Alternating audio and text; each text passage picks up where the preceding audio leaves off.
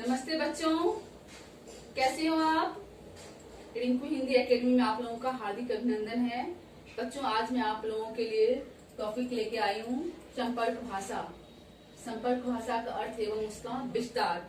ये जो है आपके भाषा के प्रकार का 4 नंबर का प्रकार है जो मैं आप लोगों को समझाने जा रही हूँ। जैसा कि आप लोग समझते हैं कि संपर्क का मतलब होता है एक दूसरे के संपर्क में आना। समझ गए? तो इसकी परिभाषा है वह भाषा जिसका प्रयोग देश के निवासी आपस में संपर्क करने के लिए करती है, संपर्क भाषा कहलाती है। तो बच्चों, जिस भाषा का प्रयोग देश के निवासी एक दूसरे के संपर्क में आने के लिए करते हैं वो क्या होती है? संपर्क भाषा होती है। भारत की संपर्क भाषा हिंदी है। क्या है भारत की संपर्क भाषा?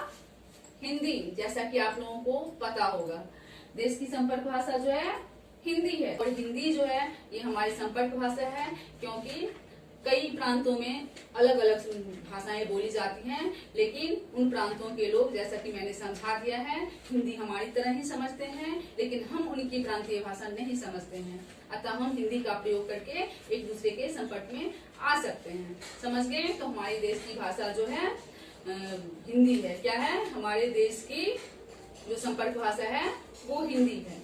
अब आगे हम चलते हैं, संपर्क भाषा का अर्थ क्या होता है। तो बच्चों, संपर्क प्लस भाषा अर्थात संपर्क भाषा। समझ गए? संपर्क का अर्थ है जोड़ने वाली भाषा। संपर्क का क्या अर्थ है? जोड़ने वाली भाषा। एक दूसरों को जोड़ने का जो काम करती है वो संपर्क भाषा, जो अलग अलग भाषाओं के व्यक्ति को जोड़ती है।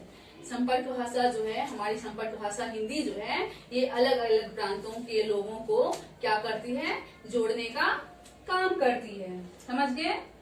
तो बच्चों, दो बोलने वाले लोग जब आपस में बातचीत करना चाहते हैं तो उन्हें किसी ऐसी भाषा की जरूरत होती है जिसे वे दोनों समझ सकें। समझ गए? जब दो प्रांत के लोग होंगे और वे दोनों एक दूसरे के संपर्क में आना चाहेंगे, बातचीत करना चाहेंगे, तो उन्हें क्या होती है? एक ऐसी भाषा की जरूरत होती है जिससे वे अपनी बातों को एक दूसरे को समझा सकें और एक दूसरे के संपर्क में आ सकें। समझ गए? ऐसी भाषा दोनों में से किसी एक की भाषा हो। ऐसी भाषा जो होती है दोनों में से किसी एक की भाषा होनी चाहिए। समझ गए? जैसे एक लोगों की भाषा मैथिली है और दूसरे की भाषा हिंदी है, तो वो अपनी भाषा किसी को समझा सकता है, क्योंकि हिंदी तो सभी जानते हैं, क्योंकि वो हमारी राजभाषा है, राष्ट्रभाषा है, तो ये हमारी संपर्क भाषा भी है। समझ गए? कोई तीसरी भाषा का भी प्रयोग किया जा सकता है अगर समझ में आ सके। जैसे अंग्रेजी भी बहुत लोगों के समझ में आ जाती है, क्योंकि वो राष्ट्र विश्व भाषा है ना। हमारे देश की वो क्या है? सहायक भाषा भी है, उपभाषा। समझ गए? तो कोई तीसरी भाषा भी हो सकती है। संपर्क भाषा बातचीत के स्तर तक सीमित न होकर व्यवहार के सभी क्षेत्रों तक विस्तृत होता है। संपर्क भाषा जो होती है वो सिर्फ बातचीत तक ही सीमित नहीं होती है, वो बहुत ही विस्तृत होती है, उसका क्षेत्र बहुत ही विस्तृत होता है। कहने का मतलब वो ये होता है कि जैसे शिक्षा के क्षेत्र में, व्यापार के क्षेत्र में, प्रशासन के क्षेत्र में, ये सब चीजें, सार्वजनिक क्षेत्र जो होता है, इसमें संपर्क भाषा जो है विस्तृत रूप धारण किए हुए है, तभी ये संपर्क भाषा की उपमा पा सकती है। बच्चों, प्राचीन समय में हमारे देश को सांस्कृतिक भाषिक स्तर पर जोड़ने का दायित्व संस्कृत भाषा पर था। समझ गए? क्योंकि पहले जो थी हमारे देश में संस्कृत वाणी बोला जाता था। समझ गए? देश के अनेक राज्यों में बटा था। हमारा देश जो है, जैसा कि सबको पता है, लोकतांत्रिक देश होने से पहले हमारा देश जो था छोटे छोटे राज्यों में बटा हुआ था, यानी कि देश में छोटे छोटे राजा अपना अलग अलग राज्य बनाकर राज्य करते थे।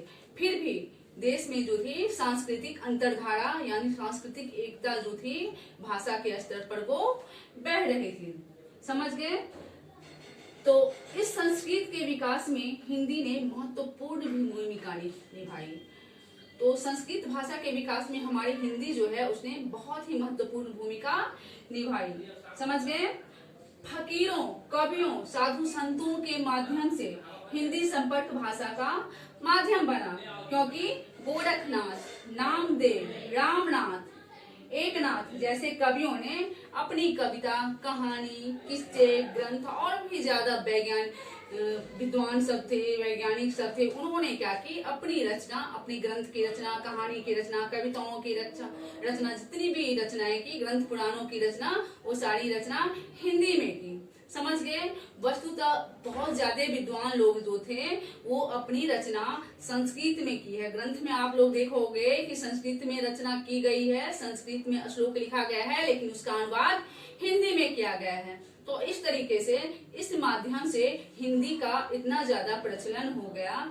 संस्कृत के विकास में हिंदी तो सहायक हुई ही, साथ ही हिंदी को संपर्क भाषा माना गया, क्योंकि हिंदी काफी लोग समझते थे और इन कवियों ने हिंदी में अपनी रचनाओं को क्या किया, उतार कर संग्रह कर दिया शास्त्र पुराणों में, पुस्तकों में आदि जगह पे। तो इस तरीके से हिंदी भाषा बहुत ही विकसित रूप धारण कर लिया, जिसको सभी लोग, हमारे देश के सारे लोग जो प्रांतीय भाषा भी बोलते हैं, अपनी भाषा का प्रयोग करते हैं, फिर भी हिंदी को प्रॉपर हमारी तरह समझते हैं। इस प्रकार हिंदी जो है हमारी संपर्क भाषा बन गई। ये हमारे राजकाज में या व्यवहार में, व्यवसाय में, किसी भी चीज में हिंदी भाषा का ही प्रयोग किया जाता है किसी के संपर्क में आने के लिए। इस तरह हिंदी को हमारे संविधान में संपर्क भाषा का दर्जा प्राप्त हो गया। तो आप लोगों के समझ में आ गई संपर्क भाषा की प्रकृति, संपर्क भाषा की विशेषता आप लोग समझ गए। बच्चों, आप मेरे चैनल को सब्सक्राइब करना, वीडियो को लाइक करना मत भूलना और वीडियो का सपोर्ट करना प्लीज। गुड बाय बच्चों।